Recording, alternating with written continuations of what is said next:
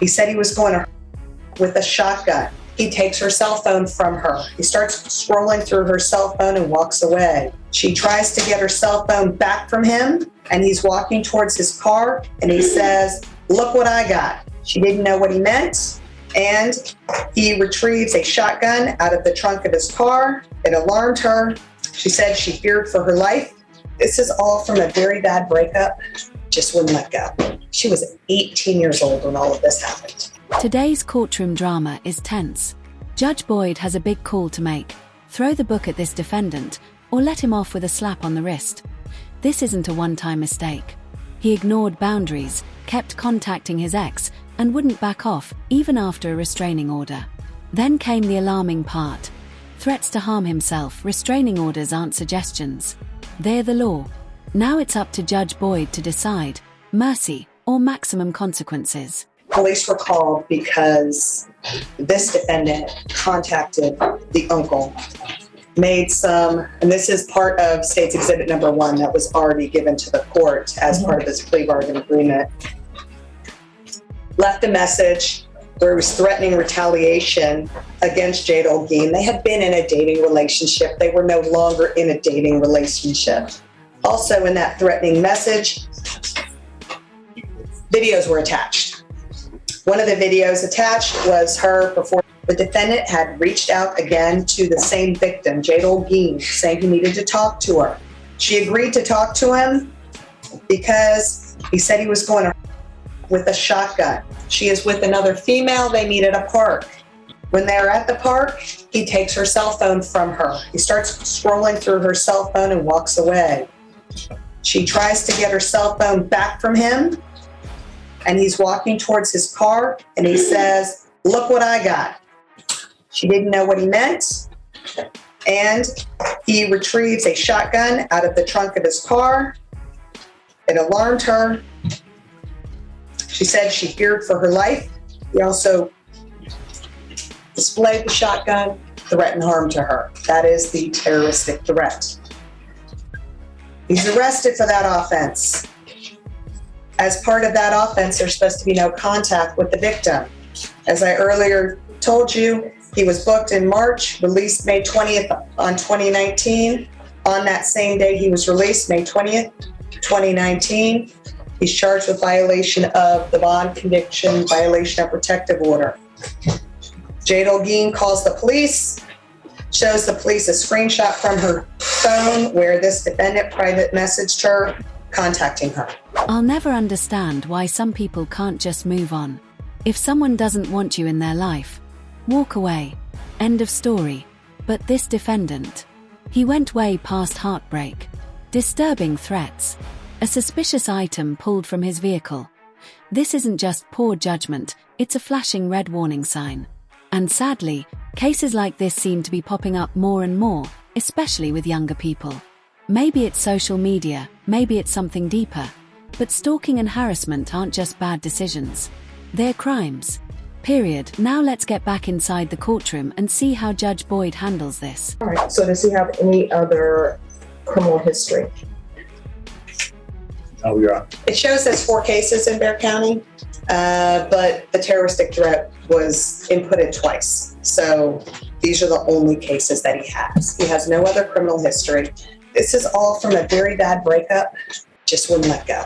She was 18 years old when all of this happened. When those very explicit videos are sent to her dad and her uncle, she's being threatened with a gun.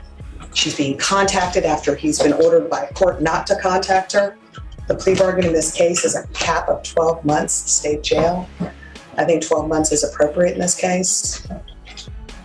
Also, no contact with the victim, Jade Olguin. And Miss Jade Olguin is not present in the courtroom today.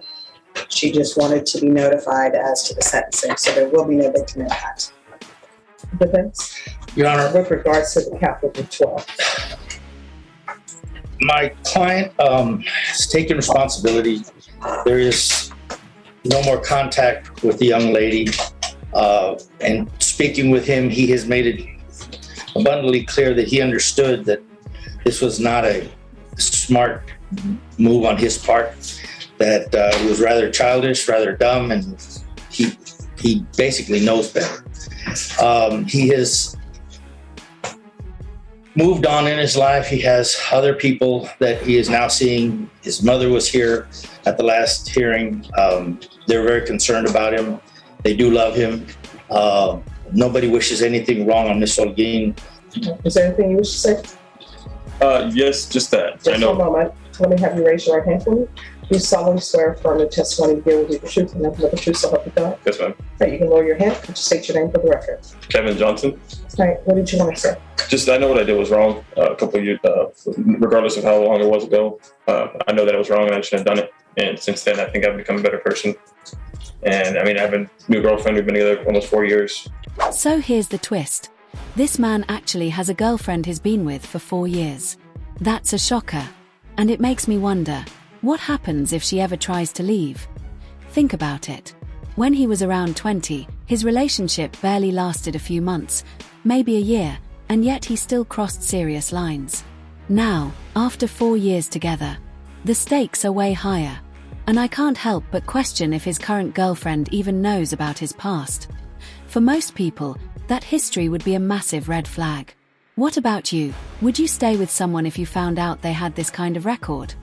All right, back to the case. My job, I work every day, Monday through Friday. Just overall, I think I've been a better person since then. And I know what I did was wrong, and it was just a dumb teenager thing to do. Right, how old were you when this was going on? 20, I think. 20, almost 21. No, I'm turning 24 in September. I still don't understand why young people themselves in intimate moments. It's just a dumb high school college thing to do. I'm mature. And then I don't understand why I'm assuming that you love this person, is that correct? I'm sorry, again. I'm assuming that you love this person. At one point in time, I did. So, and I'm assuming that even after the breakup, you supposedly loved this person At one point in time. and you were trying to, I guess, have the relationship continue even though it had ended. But just, I guess, in a way, there's no really explanation. So I don't understand why you had a big issue with letting go. Just, I mean, when someone tells you your relationship is over, you need to move on. If you want to go in your house and cry over it, then you go in your house and cry over it. And, smile even though, as the song says, smile even though your heart is breaking, and then go to your house and cry. But I don't understand. I've read the police reports and the stipulations in this. I don't understand why you couldn't let go. And honestly, I don't even understand with this new relationship, if she were to decide to break things off with you. I'm not saying she will because I'm not in your relationship. I don't even understand why your behavior will be any different. I believe it because I'm not the same person. I think for the most part, at one point in time, I did have a problem with my anger.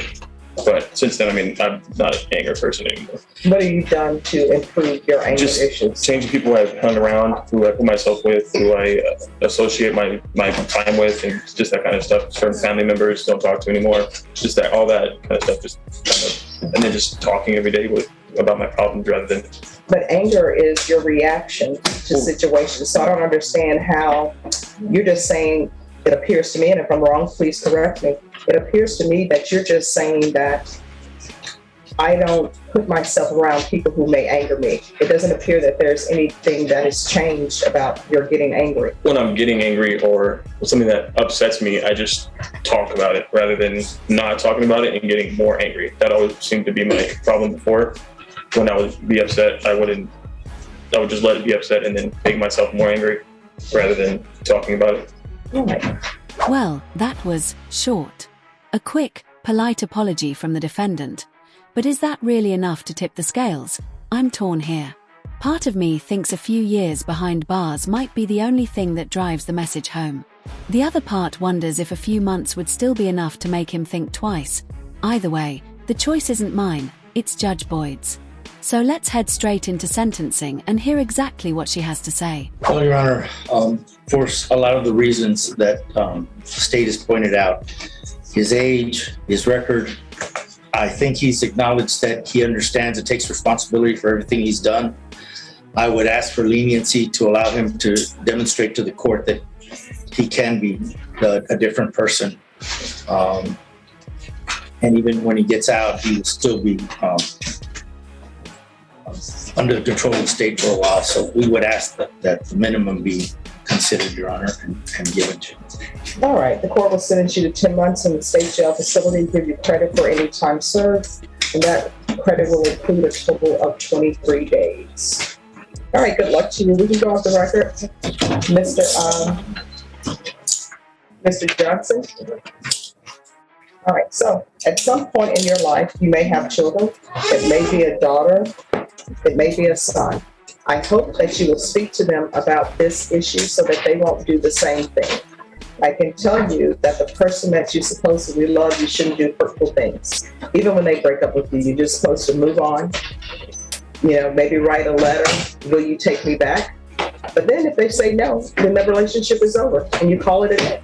If you would not have sent videos, which again, I don't understand why children do that, you wouldn't be in this situation. If you were to just destroy the videos, you wouldn't be in this situation. Do you understand? Yes, ma'am. So I know you may think, curses, I'm going to be locked up, but take that as a time to internalize. And whatever you do, and I forgot to add this part, there's to be no contact with the complainant whatsoever. Do you understand? Yes, ma'am. All right, if there's nothing else from either side, then you're excused. Do you think 10 months in jail was truly enough for everything this man put his former partner through? She's clearly still carrying the weight of the stalking and that terrifying moment with the weapon. Personally, I feel like he could have faced a bit more time. But maybe, just maybe, people can change if they're willing to do the work. I'm still on the fence. Was justice served, or should the sentence have been harsher? That's going to wrap up my breakdown of this court hearing. If you enjoyed it, don't forget to like, subscribe, and share your thoughts in the comments. Thanks for watching. Take care.